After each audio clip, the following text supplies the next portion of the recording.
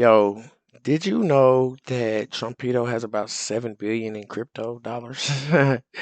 Well, Trump's unofficial bank police senator, Elizabeth Warren, she is back to cooking up more ways for Trump or Trump appointed officials to get investigated. Because that's what she does.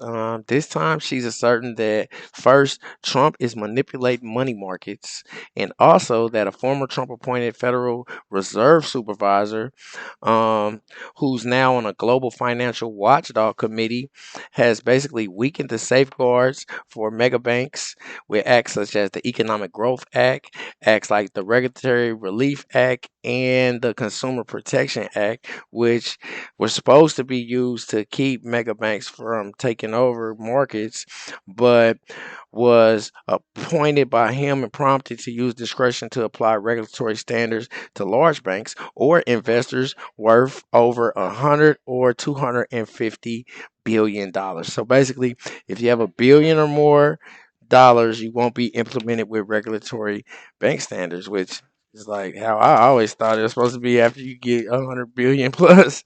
But anyway, Senator Warren, who holds the vice chair in the SEC, that's the Securities Exchange Commission, has already recently alleged that Trumpito and his family were guilty of manipulating markets when Trump imposed 100% tariffs on, and then stocks fell. Then he encouraged investors to buy while the stocks were low, and then took the 100% tariffs off for 90 days.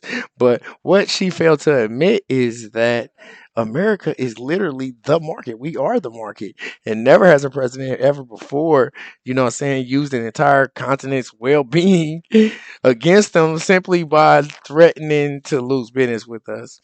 And yeah, in that sense, he's basically an innovator. Anyway, since his perception, it was a goal that cryptocurrencies don't be controlled by the government. That was the whole thing.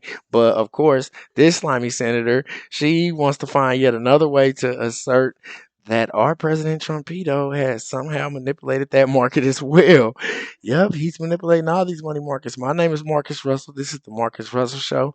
Make sure you tap that like and subscribe button. Let's get right to the video. Have been calling for stronger rules and enforcement in the crypto market for many years now.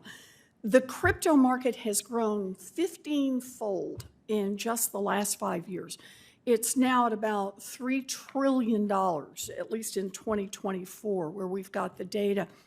While growth in the market may unlock new opportunities for innovation, risks to investors, our financial system, and our national security have also increased at the same time.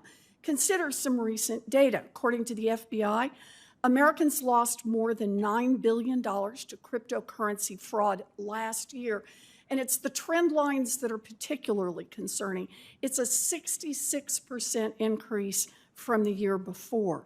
According to Chain Analysis, North Korean hackers stole a record $1.3 billion from crypto platforms in 2024 and then turned around and topped it in just a single heist with a $1.5 billion heist earlier this year.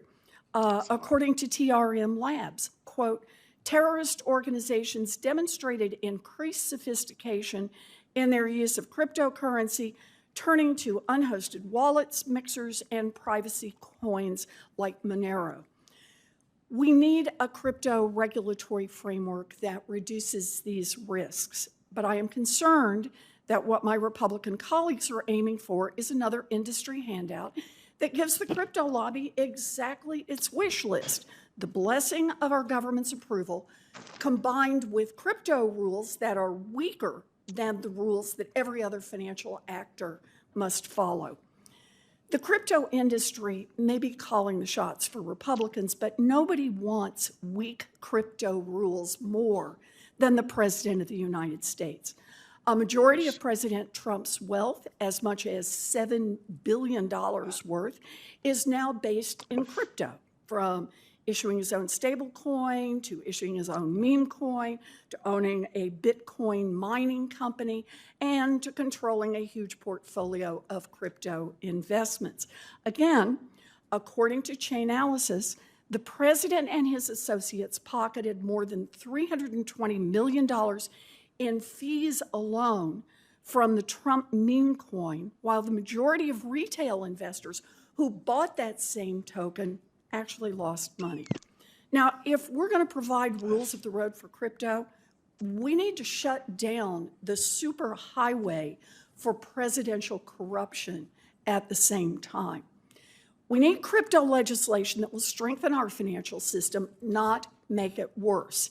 Here are principles that I think should guide our work. First, new crypto rules shouldn't open a back door to destroy the securities laws that have served as the bedrock of our capital markets for nearly 100 years. I'm particularly worried here because some recent proposals, including the Clarity Act that the House is voting on this week or next week, include language that would allow non-crypto companies to tokenize their assets in order to evade SEC regulations.